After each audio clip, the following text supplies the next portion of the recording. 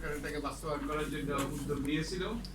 তখন যে যারা নির্বাচিত সরকার তারা বলেছিল যে আমরাই করবো, আপনাদের ওটা করতে হবে না, কিন্তু এটা ঝুলেই আছে। তারপরে আমার যতটুকু মনে পড়ে 2008 সালে যে তত্ত্বাবধায়ক সরকার তখনও তারা অধ্যাদেশ করেছিল, কিন্তু সেগুলো অনুমোদন করে নাই বিচার বিভাগের স্বাধীনতার জন্য। তারপর এই সরকার গত গত অন্তর্বর্তীকালীন সরকার কয়েকটা অধ্যাদেশ করেছে বিচার বিভাগকে স্বাধীন করার জন্য এবং একই সাথে বিচার বিভাগের স্বাধীন সচিবালয় প্রতিষ্ঠার জন্য।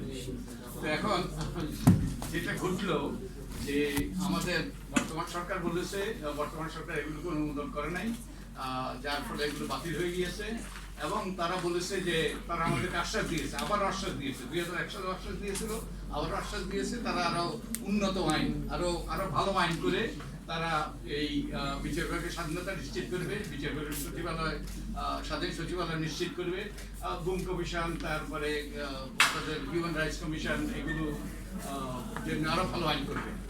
এখন দুর্ভাগ্যবশত আমরা তো আশ্বস্ত হচ্ছি, কিন্তু আসলে কি আমরা আশ্বাস পাচ্ছি? আমাদেরকে ওনারা আশ্বাস দিচ্ছেন, কিন্তু আমরা কি আশ্বস্ত হচ্ছি? আমি আমাদের কথা বলতেছি না, আমি আপনাদের কাছে একটা কোট করব। নিউ ইয়র্ক টাইমস এই 2 দিন আগে পরশুদিন একটা আর্টিকেল লিখেছে। নিউ ইয়র্ক টাইমস আর্টিকেলটা হইল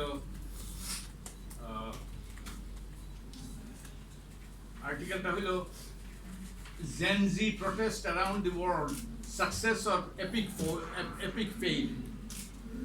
Gen Z protest around the world, success or epic fail. তো বাংলাদেশ সবাই কি বলেছে তারা? আমাদেরকে এত আশ্বাস দেওয়া সত্ত্বেও আমরা তো আশ্বস্ত হতে পারছি না, এমনকি বিদেশিরা আশ্বস্ত হতে পারছে না। বলছে বাংলাদেশ, what happened?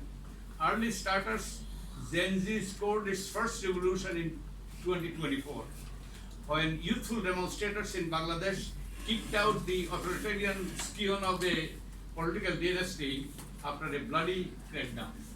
তারা এই যে আমাদের তরুণরা সেই কর্তৃত্ববাদী সরকারে বিতাড়িত করেছে। ওকে, what changed? তো তাদের কথা হলো a Nobel Peace Laureate was named interim leader, Professor Yunusকে.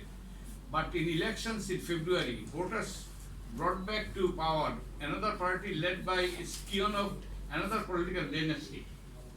যে আমাদের আরেকটা ওই যে পরিবারতন্ত্রের একটা উত্তরাধিকার আবার ক্ষমতা এসেছে। It promised big change only to drag its feet on a reform charter that voters had overwhelmingly backed in a referendum.